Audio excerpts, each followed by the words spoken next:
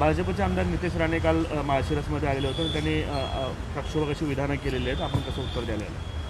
काल माळशिरसमध्ये जातीवादी भाजपचा आमदार नितेश राणे यांनी जातीय तेढ निर्माण करण्याचे वक्तव्य केलेलं आहे. नितेश राणेचं म्हणणं असं होतं की एकाच्या घरावरती बुडलेजर फिरवा, मी बघून घेतो, पोलिसांच्या समोर मी चिथावणी देतोय, आमचं कुणी वाकडं करू शकत नाही, अशा पद्धतीने वक्तव्य करून जातीय तेढ निर्माण करण्याचं काम केलेलं आहे.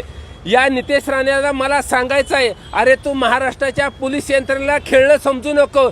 हीच पोलीस यंत्रणा, हीच महाराष्ट्रातले पोलीस तुझ्या घरात घुसले होते ना, त्यावेळेस तुझी फाटली होती, तुला पळायचं काही नव्हतं. तुला आणि तुझ्या बापाला जेवत्या ताट्यावर धक्के मारून ह्याच महाराष्ट्रातल्या पोलिसांनी उचललं होतं, ही विसरून जाऊ नको. नितेश राणे, एवढी मस्ती आणि माळ सत्तेचा बरा नाही. ही भाजपची सत्ता गेल्यानंतर ह्याच पोलीस यंत्रणेच्या माध्यमातून तुझी मस्ती जिरवल्याशिवाय आम्ही देखील स्वस्थ बसणार नाही.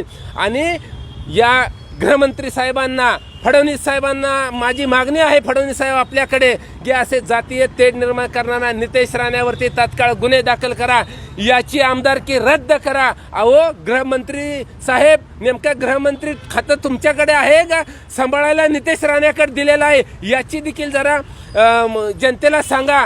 कारण नितेश राणे म्हणतोय बाप आमचा सागर बंगल्यावरती बसलाय, आमचा बॉस सागर बंगल्यावरती बसलाय. अरे नितेश राणे, नेमका तुझा बाप कोण आहे, तुझा बॉस कोण आहे, एकदा जनतेला सांग. जर फडणवीस साहेब तुम्ही जर त्याचे बाप असाल तर या प्रकरणामध्ये जातीय तेढ निर्माण करून दंगल घडवण्याच्या प्रकरणामध्ये भाजप देखील जबाबदार आहे.